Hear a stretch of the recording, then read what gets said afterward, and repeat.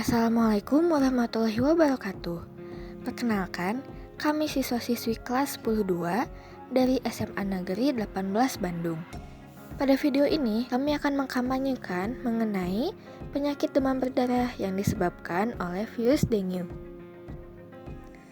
Demam berdarah dengue atau DBD merupakan penyakit yang ditularkan melalui gigitan nyamuk Aedes aegypti dan umum terjadi di daerah yang hangat dan lembab atau di daerah tropis dan subtropis.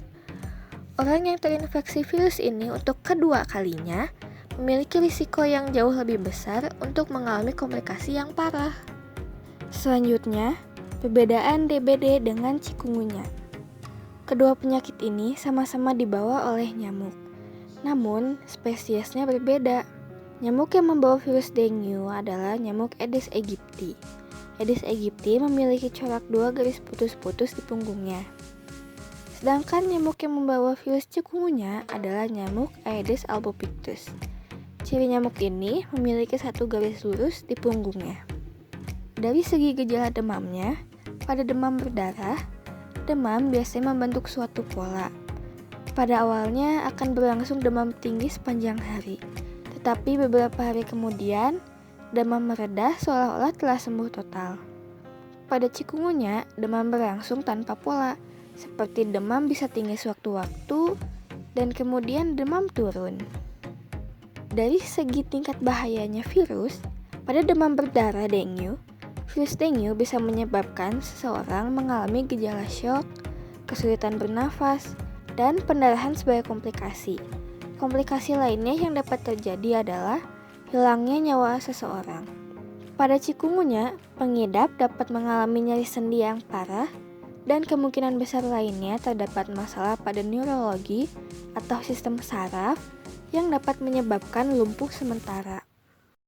Gejala demam berdarah.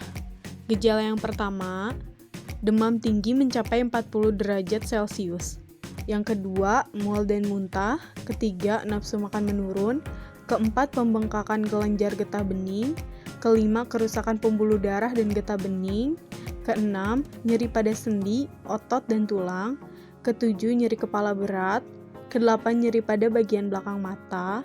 Kesembilan, ruam kemerahan sekitar 2-5 hari setelah demam. Yang ke-10, pendarahan dari hidung, gusi, atau di bawah kulit. Bahaya DBD. Penyakit demam berdarah yang ringan dapat menyebabkan demam tinggi, ruam, nyeri otot, dan sendi. Sedangkan penyakit demam berdarah yang parah atau juga dikenal sebagai dengue hemorrhagic fever dapat menyebabkan pendarahan serius, penurunan tekanan darah yang drastis secara tiba-tiba dan bahkan bisa berujung kematian. Vaksin. Saat ini sudah ditemukan vaksin untuk demam berdarah. Vaksin demam berdarah adalah vaksin yang digunakan untuk mengendalikan perkembangan virus dengue. Vaksin demam berdarah pertama kali dihasilkan pada tahun 2015. Vaksinasi demam berdarah adalah salah satu upaya dalam mencegah dan mengendalikan penyebaran infeksi virus dengue yang dibawa oleh nyamuk Aedes aegypti.